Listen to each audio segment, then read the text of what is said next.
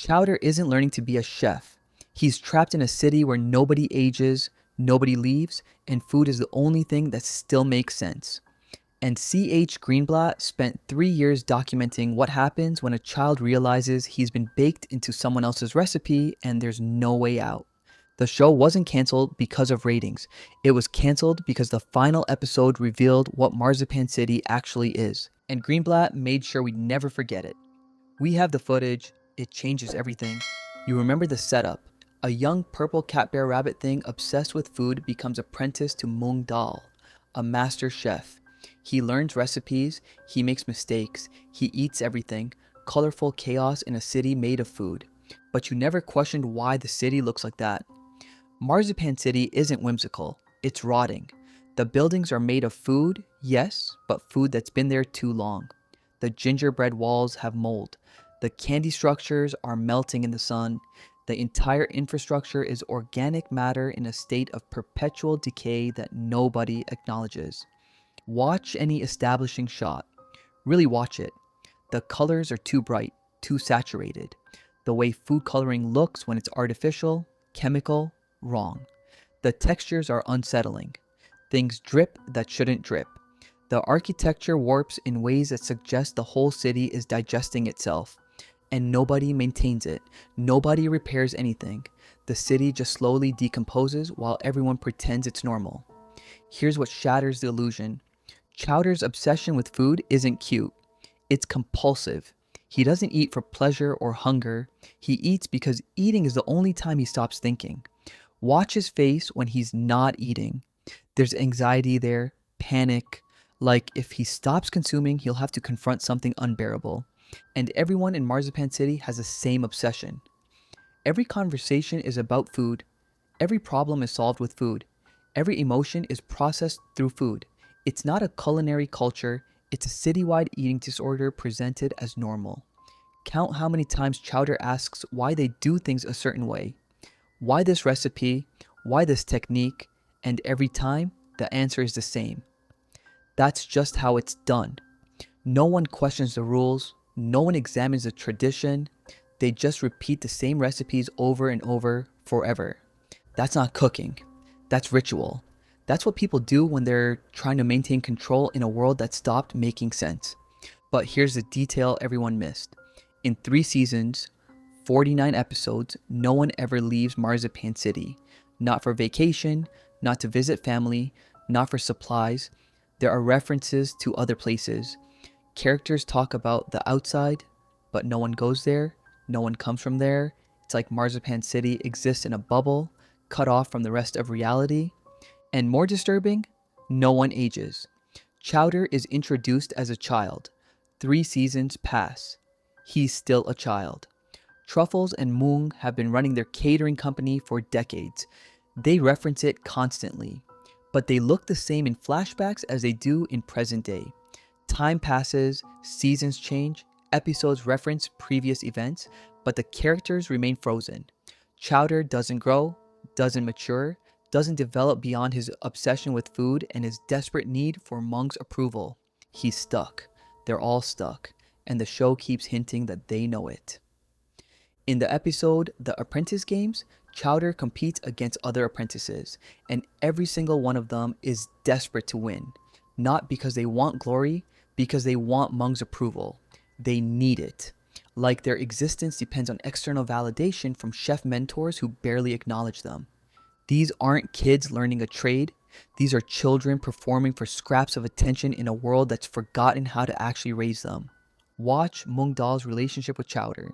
It's not mentorship, it's exploitation. Mung uses Chowder for free labor, blames him when things go wrong, takes credit when things go right, and occasionally gives him just enough affection to keep him desperate for more. That's not teaching. That's grooming. That's creating dependency, and Chowder accepts it because he has no other option. He has no family, no home outside the catering company, no identity beyond being Mung's apprentice. If Mung rejects him, he has nothing. So he eats, and he cooks, and he tries harder, and he pretends that this is normal, that this is what childhood is supposed to be, that this is what family feels like. But the show knows better, because the background characters tell the real story. Every background character in Marzipan City is grotesque, misshapen, wrong. They're food creatures, yes, but they're designed to make you uncomfortable. Obese C.H. Greenblatt didn't create Chowder as his first show. Before Nickelodeon, he worked on The Grim Adventures of Billy and Mandy, another show about children trapped in cycles they can't escape, performing for death himself. He was a storyboard artist and writer for 5 years on that show.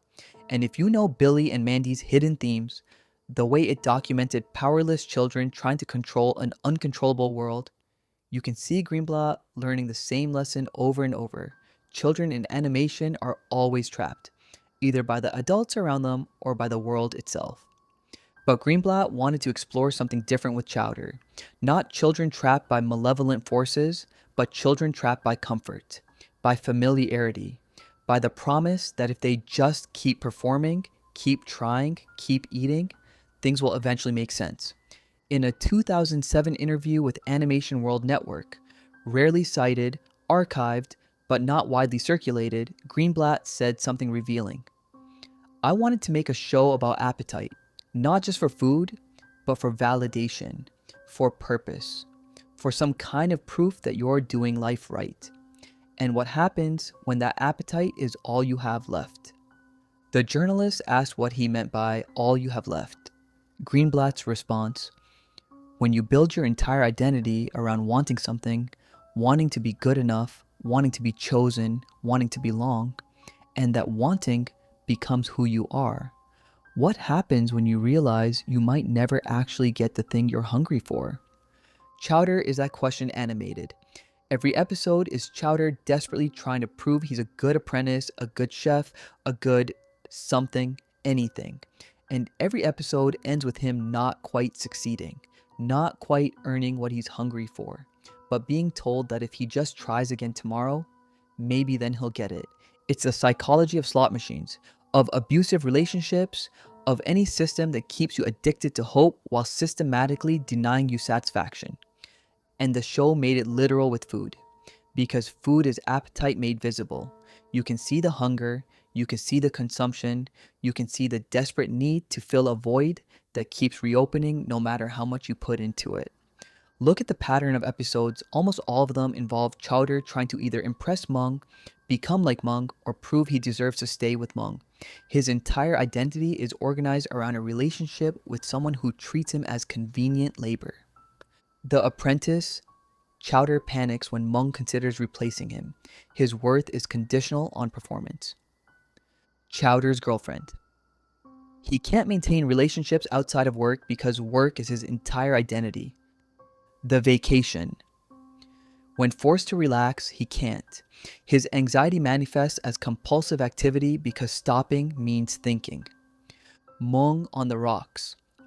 When Mung and Truffles fight, Chowder's world destabilizes completely. He has no center beyond their approval. Every episode reinforces the same thing. Chowder has no intrinsic sense of worth. His value comes entirely from the external validation, from being useful, from being chosen, from being kept. And Mung Dal, he's not a mentor, he's a controller. Watch how he manipulates Chowder, withholds praise, creates crises that only he can solve, takes credit for successes and assigns blame for failures. He's not teaching Chowder to be independent, he's teaching him to be dependent. That's the pattern. Every adult in Marzipan City is doing the same thing to some child. Endive and Panini, Gazpacho's mother and Gazpacho, master chef and apprentice, parent and child. Every relationship follows the same structure. Authority figure maintains control through intermittent reinforcement, and the child never quite earns unconditional love. Here's where it becomes impossible to ignore. Greenblatt based Marzipan City on his grandmother's kitchen. He's mentioned this in multiple interviews, how his grandmother would cook constantly and he'd spend hours there as a child, watching, eating, absorbing the smells and colors and chaos. But in a 2010 Cartoon Brew interview, given just after the show was canceled, he added something darker. My grandmother cooked because she didn't know how to express love any other way. Food was safety. Food was attention. Food was proof that she was still useful. still needed. I think I learned pretty early that love and consumption were the same thing. That being fed was how you knew someone cared. He paused, then continued. And I think Marzipan City is what happens when that's all you know.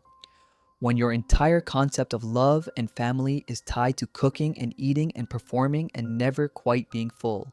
When you're always hungry for something you can't name and food is the only language you have to describe it. Chowder isn't learning to be a chef. He's learning to connect appetite with identity, to believe that hunger is who he is and satisfying it is his only purpose. And the tragedy is that the show tells us over and over that this hunger can never actually be satisfied because it's not really about food. It's about a child who doesn't know how to want anything except what will make him keep wanting. And that's when the pattern becomes impossible to ignore. In 2009, as the show was ending, Greenblatt pitched a fourth season to Cartoon Network. The premise, Chowder would finally grow up. He'd age, mature, and eventually take over Monk's business. A coming-of-age story. Traditional. Safe. Cartoon Network loved it. Greenlit it. Production began, and then Greenblatt changed his mind. He came back with a different idea for the series finale. An episode called Chowder Grows Up. And it was nothing like what the network expected. According to leaked storyboards and production notes posted anonymously on Animation Forum in 2015 by crew members, Greenblatt's finale would have revealed something devastating. Marzipan City doesn't exist in the real world. It's a mental construct, a coping mechanism, a place Chowder's mind created to process something unbearable. The finale would have shown Chowder in the real world. And it's bleak, gray colorless. He's in some kind of institutional kitchen. The other characters from Marzipan City are there too, but they're different. Tired, broken. They're not food creatures, they're people. And they're all cooking in silence, going through motions, preparing meals no one will enjoy. Mung Dal isn't a chef. He's an administrator, cold, distant. He doesn't remember any of the adventures Chowder keeps talking about. He just tells him to get back to work. The finale would reveal that every episode, every colorful adventure in Marzipan City was Chowder's dissociative escape from a reality too painful to face directly. The city made of food, the impossible recipes, the magical disasters. All of it was his mind trying to make sense of a world where he was just another institutionalized child, cooking because it's the only skill he has, the only thing that makes him useful. And the final scene, according to the leaked materials, would show Chowder slowly realizing this. The colors would drain, the music would stop, and he'd have to choose, stay in reality and face what his life actually is, or retreat back into Marzipan City, back into the fantasy, back into being a child who's learning and growing and maybe, someday, will be good enough. The storyboards end with Chowder closing his eyes, and when he opens them, the colors are back. He's in Marzipan City again, smiling, eating, pretending everything is magical and wonderful, because some realities are too heavy to carry. Some truths are too painful to see clearly. And sometimes, the fantasy that keeps you trapped is gentler than the reality that could free you. Cartoon Network rejected this ending immediately. Too dark, too complex, too willing to admit that children's entertainment might sometimes be documenting actual childhood trauma disguised as whimsy. They told Greenblatt to make the safe version, the growing up and taking over the business version. And Greenblatt refused. He said, according to crew interviews, "If I can't tell the truth about what this show is, then I don't want to make it anymore."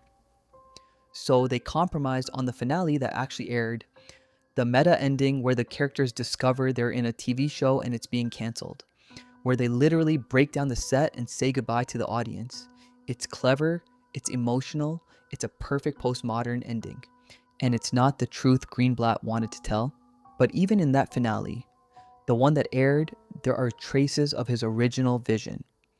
Watch the final scene carefully.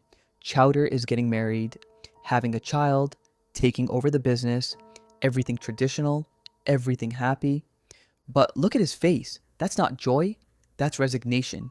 He's accepted his role, accepted that he'll repeat the same patterns Mung repeated, that he'll create a new apprentice, a new child desperate for approval, and the cycle will continue. The final shot is Chowder, now an adult, looking at the camera with an expression that says, "This is what growing up means." Becoming the person who traps the next generation. And then the show ends. And we're left with a finale that tells us growing up is just accepting the cage you were born into and building one for someone else. Now, let's talk about the episodes that were never made and what they reveal about Greenblatt's original vision. Production records show 3 completed scripts that Cartoon Network refused to produce. They're mentioned in crew interviews, referenced in Greenblatt's DVD commentaries, but never released. One was called The Recipe. The premise: Chowder discovers that there's a master recipe, an actual document that determines everything in Marzipan City. Everyone's personality, every event, every relationship. They're not people making choices. They're ingredients following instructions written by someone they'll never meet. Another was Nobody's Hungry, an episode where Chowder wakes up one day and realizes he doesn't want to eat. He's not hungry. And without hunger, he doesn't know who he is. He tries to force himself to want food, to want cooking, to want anything, but he's empty. And being empty is more terrifying than being hungry. The third was called Mung's Secret. The episode would reveal that Mungdal knows exactly what he's doing to Chowder, that the manipulation isn't unconscious, that he keeps Chowder dependent on purpose because Mung needs someone to need him, that his identity is as trapped as Chowder's. And if Chowder ever became independent, Mung would have to confront his own emptiness. Cartoon Network rejected all 3, too dark, too psychological, too willing to admit that the show's comedy was covering something that wasn't funny at all. But the episodes that did air were already saying the same things, just quieter, just in the margins. Greenblatt was hoping someone would notice, would see what he was documenting underneath the bright colors and food puns. He was making a show about emotional starvation disguised as a cooking show, about children who learn to mistake being needed for being loved, about adults who trap children in cycles of dependency because they're trapped in the same cycles themselves. And he called it Chowder, and he made it look delicious. And we watched it and laughed at the chaos while missing what it was actually showing us. In his final interview about the show, a podcast in 2012, Greenblatt said something that explains everything. Chowder was about appetite without object, wanting without knowing what you're wanting for, being hungry for something that food can't satisfy, but you keep eating anyway because what else do you know how to do? The host asked if he was talking about Chowder, the character, or himself. Greenblatt: "Is there a difference?" And that's when everything starts to align. Here's what C.H. Greenblatt was actually documenting: the psychological trap of defining yourself entirely through someone else's approval, and what happens when you realize the approval you're seeking will never actually fill the void you're trying to close. Chowder isn't learning to be a chef.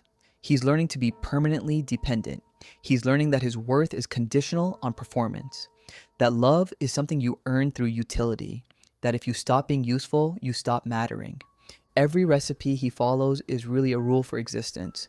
Do what you're told. Don't question authority. Accept that some people are masters and you'll always be an apprentice. Your hunger is your identity. Your want is your purpose. Keep consuming and maybe eventually you'll be full enough to feel real. But the show is honest about what this does to him. Watch Chowder in quiet moments, when he's not eating or cooking. There's nothing there. No interest beyond food, no dreams beyond impressing Mung, no sense of self beyond being someone's apprentice. He's hollow, and he fills the hollowness with eating, with cooking, with desperate attempts to prove he's good enough. But good enough for what? To be kept? To be chosen? To matter to someone who barely notices him except as labor? That's not childhood development. That's arrested development. That's a child who has been taught that dependency is safety, that wanting approval is the same as receiving love, that the cage is protection as long as you never try the door. And Marzipan City, it's not whimsical. It's a representation of what happens to communities, to families, when everyone is stuck in the same pathology, when the entire social structure is built on withholding satisfaction to maintain control, when no one can leave because leaving means admitting the whole thing was a lie. The city is made of food because food is temporary. It rots.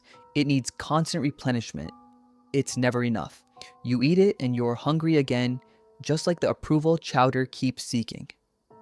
He gets a moment of validation from Mung and immediately needs more. Because the validation isn't actually feeding anything, it's just maintaining the hunger. The finale that aired, the meta ending where they break down the set, it's actually more honest than the happy ending Cartoon Network wanted, because it admits that the show was always artificial, that these characters were performing for an audience, that their existence was contingent on being entertaining enough to continue. Just like Chowder's existence is contingent on being useful enough to keep. Just like every child who learns their place in the family is conditional on what they provide, not who they are. The show ending is Chowder aging rapidly, getting married, having a child, taking over the business, all in 5 minutes of screen time. It's not a happy ending. It's a compression of the cycle. It's saying, this is what happens. You grow up, you repeat the patterns that trapped you, you trap someone else the same way, and you call it tradition, you call it passing a knowledge, you call it family, but it's just hunger creating more hunger, appetite sustaining appetite, void teaching, void how to disguise itself as purpose. So here's the complete picture. C.H. Greenblatt didn't make a whimsical cooking show. He made a confession about psychological starvation, about what happens when you build your identity around wanting approval from someone who will never give you enough to actually feel whole. Every bright color was hiding something gray. Every food pun was covering something that couldn't be said directly. Every episode about Chowder trying to become a better chef was actually about a child trying to earn the right to exist, to matter, to be seen as more than utility. The city made of food, the characters who never age, the adults who manipulate children into dependency while claiming its mentorship, the apprentices who compete for scraps of validation, the recipes passed down like scripture, the cycle that never ends because no one can imagine anything outside the cycle. It was all deliberate, all intentional. Greenblatt was documented in 2018, almost a decade after the show ended. C.H. Greenblatt did one final interview about Chowder. YouTube interview. Small channel, barely 3,000 views, but he said something that reframes everything. The interviewer asked if he'd make Chowder differently if he could do it again. Greenblatt thought for a long time. Then, I'd make Chowder actually leave. I'd let him walk away from Mung, from Marzipan City, from all of it. Not because he learned enough or grew up enough, just because he realized staying meant shrinking himself forever. That changes everything. The show wasn't documenting recovery from emotional starvation, it was documenting acceptance of it. Every episode where Chowder stayed, where he tried harder, where he ate more, where he kept hoping Mung would finally give him unconditional love, all of it was showing us what happens when you can't imagine a life outside the cage. We didn't watch a cooking show. We watched 3 seasons of a child trying to earn the right to be loved unconditionally, and learning instead that love is always conditional, always transactional, always just out of reach no matter how much you perform or consume or prove your worth. And we called it entertainment. We called it whimsical. We called it a show about food. While Greenblatt, the question isn't whether Chowder ever became a real chef. The question is, did he ever realize he was never actually hungry for food? That what he wanted was to be chosen for who he was, not what he could provide? And if he realized that, would he have had the courage to leave? Or would he have done what the finale showed us? Accept the role, repeat the cycle, pretend that's what growing up means. We thought we were watching a child learn to cook. We were watching a child learn that his worth is conditional on utility. That belonging means being useful. That family is just another word for people who've decided, for now, to keep you around. And we laughed at the food puns while missing the recipe being served. how to make a child believe hunger is identity, how to teach someone their value is measured by what others take from them. Maybe that's why the show still feels hollow when you remember it, because Chowder was always trying to fill something that couldn't be filled. And deep down, you recognize that feeling, that knowing you're hungry, but not knowing what would ever make you full, that wanting to be chosen, but only being kept, that staying in the colorful cage because, at least in here,